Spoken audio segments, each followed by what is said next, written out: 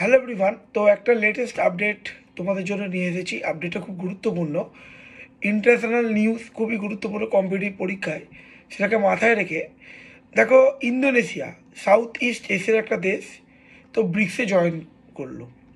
প্রথমে মনে রাখতে হবে BRIC 2009 যখন ফর্মড হয়েছিল ব্রিক, তখন ব্রাজিল, রাশিয়া, ইন্ডিয়া এবং চায়না ছিল।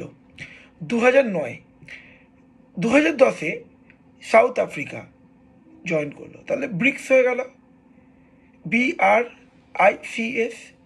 পরবর্তীকে লাস্ট ইয়ারে এক্সপ্যান্ড করলো, কোন কোন দেশ জয়েন করলো?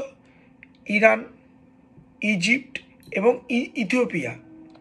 লাস্ট আপডেট দুদিন আগের আপডেট, লাস্ট আপডেট হলো ইন্দোনেশিয়া সাউথ ইস্ট এশিয়ার অন্যতম বড় দেশ জয়েন করলো ব্রিক্সে। তাহলে ব্রিক্স কিন্তু বড় হচ্ছে।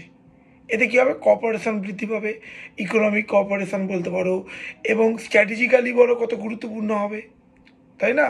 বিভিন্ন দিক থেকে, সিকিউরিটি কনসার্ন, সেদিক থেকেও কিন্তু সমস্ত দেশগুলোর মধ্যে একটা ঐক্যবদ্ধ থাকতে পারে।